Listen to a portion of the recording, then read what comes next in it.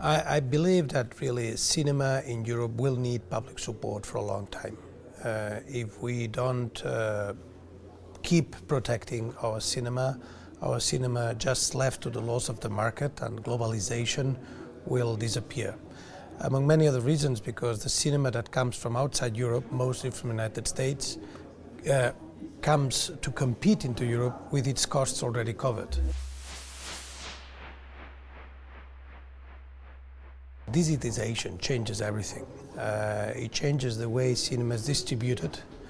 Of course, it changes first the way cinema is made. I mean, the way films are made, it's much cheaper, for example.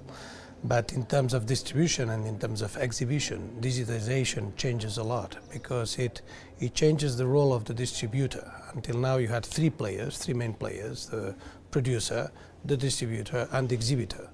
And at a certain moment, at least in theory, you can jump directly from the producer to the exhibitor. Of course, you need big chains of exhibitors to have this direct contact with Hollywood, but still, once you have not only a replacement from a 35 millimeters reel into a hard disk, but you have no hard disk at all, but just the content distributed via satellite or high-speed line, then it changes completely. It changes the timing, it changes the concept of window, it changes, the moment when this is done, and it makes it much, much cheaper.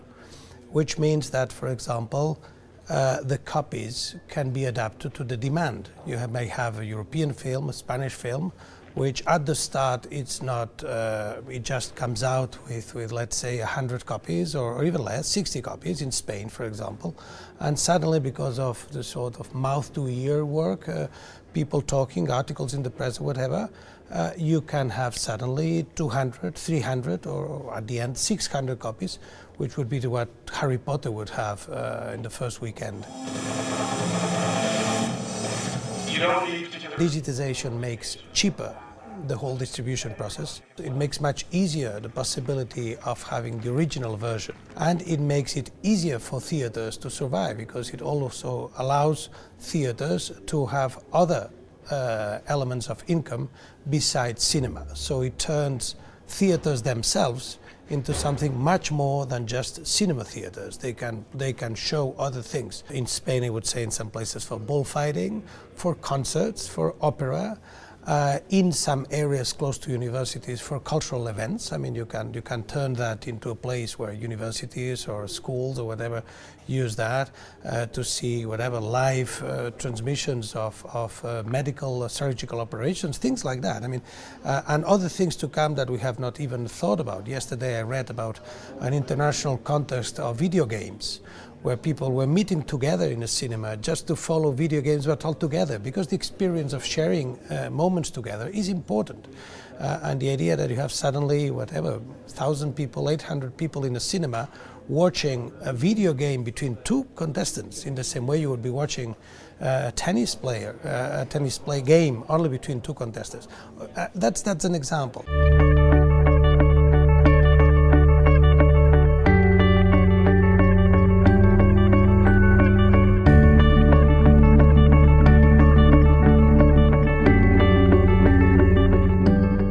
People in places who have never ever dreamed of having opera live can have opera live in the same conditions.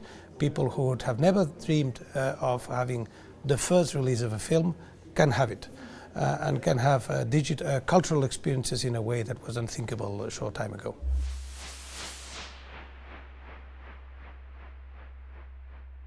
If we digitize theaters in a good way, eventually with public support in some cases, you will have European cinema reaching audiences outside the big cities. So audiences can be enlarged, European cinema can reach new audiences all throughout Europe. But this requires a policy, a European policy for the digitization of cinema, first of all, and to make it difficult, if not impossible, to make it at least difficult that cinemas are linked to a certain content owned by the guy who paid the machine for them. And that's a real risk we have now. If the machines for digitization are paid by certain companies, and afterwards these companies submit or condition the usage of those machines, the projectors, to a certain non-European content, then we have a problem. And this is for politicians, for the public administration, and for the European Commission to think about, because that would be a real risk.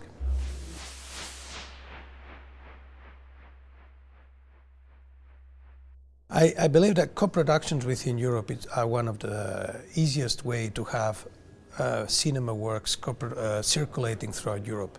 A co-production involves different countries, of course, and makes a single movie a national movie in different countries. It's very obvious, but that's the reality of a co-production. When you have a co-production between France and Spain, Spain and Italy, France and Italy, that film is not a French film anymore, or is not a foreign film in Italy, it's not a foreign film in France. It's a national film at home. So that helps very much. And of course, it also helps to get financing, because it allows to have different inputs, including public money, to the film. So I'm very much in support of co-production, and I think that this is the way, this is one of the most important things that should be promoted in Europe.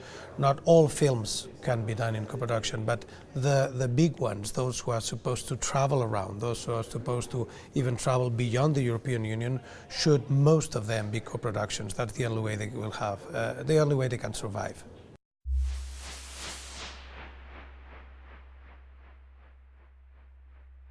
Our stories are common, our fears are common, our reasons to laugh in many cases are common. And that's the very reason why we should promote this better circulation of European works, because when we have all these philosophical debates on what is European culture and how much does European culture exist, well, you put many European films in common and you realize, yes, this is European culture, because we have the same problems, we have the same challenges, we see the world with nuances, but in many cases with the same angle. And on the other side, of course, we enrich ourselves with other experiences, other angles, other perspectives.